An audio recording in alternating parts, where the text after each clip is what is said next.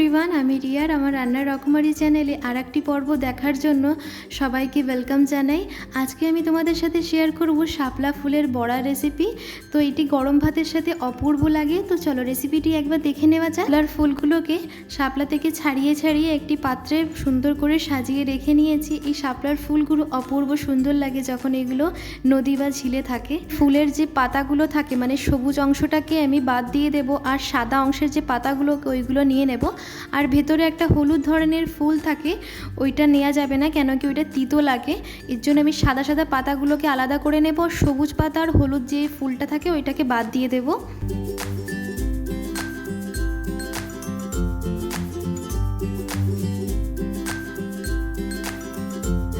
বলতে বলতে শাপলা ফুলের পাতাগুলো ছাড়িয়ে ফেললাম। এবার একটি ভালো করে জল দিয়ে ধুয়ে জলটাকে একটু ছেঁকে নেব। শাপলাগুলোকে ভালো করে ধুয়ে রেখেছি। এবার এতে দিয়ে দেব একদম পাতলা পাতলা জিরি জিরি করে রাখা কাটা পেঁয়াজ।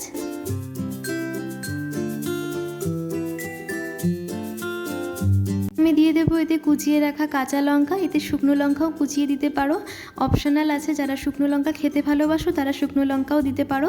তারপরে আমি এতে দিয়ে দিয়েছি হলুদ, অনুসার এতে নুন দিয়ে দেবো। একটু হাতের সাহায্যে ভালো করে মিক্স করে নেব। এটা কিন্তু হাতের সাহায্যে করতে হবে, কোনো স্টিক দিয়ে কিছু করলে কিন্তু শাপলা ফুলের বড়ার একদমই স্বাদ হয় না। কিন্তু হাতের স্বাদ আর স্টিকের স্বাদের মধ্যে অনেকটাই তফাৎ আছে। আমি দিয়ে দিয়েছি একটু পরিমাণে বেসন দিয়ে জল দিয়ে ভালো করে চটকাতে হবে যাতে পাতাগুলো একদম মানে আমড়ে যায়। পাতা কুচিয়েও দিতে পারো বা গোটা পাতাও রাখতে পারো। গোটা পাতা থাকলে খাওয়ার সময় পাতাগুলো একটু মুখে বাঁধে, আর কুচিয়েও দিতে পারো। কুচিয়ে দিলে কি হয়, তেমন একটা মুখে বাঁধে না, শুধু পেঁয়াজটাই বাঁধে। এর জন্য আমি পাতাগুলোকে গোটাই রেখেছি।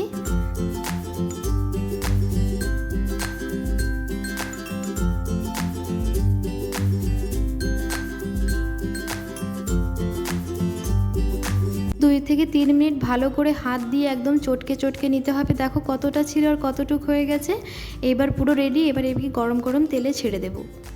গরম হয়ে গেছে, এর একটু চ্যাপটা চ্যাপটা করে ছাড়বো যাতে এর মধ্যে ফুল পেঁয়াজ কাঁচা লঙ্কাগুলো একটু ভাজা ভাজা হয়। দেখো আমার একটা পাতা ছেড়েই দিয়েছে, মানে খুলে গেছে।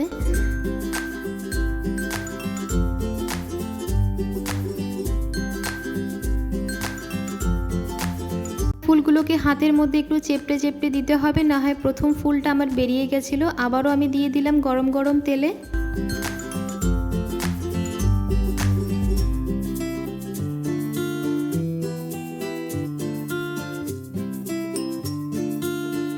ফ্লেমটাকে একদম জোর দেবে না, না হয় পুড়ে যাওয়ার ভয় থাকবে।